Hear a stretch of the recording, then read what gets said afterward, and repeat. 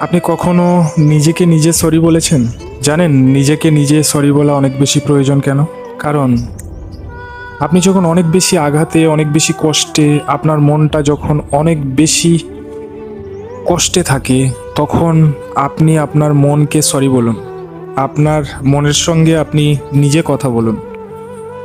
আপনার মন যে মানুষটার জন্য আপনি কষ্ট পেয়েছেন, আঘাত পেয়েছেন, সেই মানুষটার যত্ন, একটু কেয়ার, একটু ভালোবাসার অনুভূতি আপনার মন সবসময় পেতে চায়।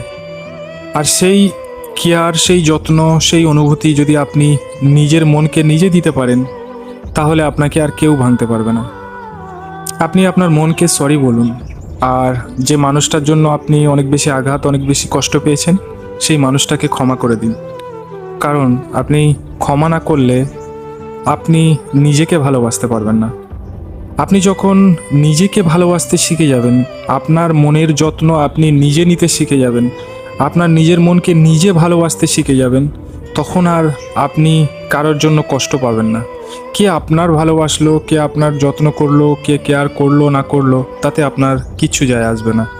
যখন আপনি আপনার মনকে নিজেই যত্ন করতে শিখে যাবেন না, তখন আপনার থেকে সুখী আর এই পৃথিবীতে অন্য কেউ থাকবে না।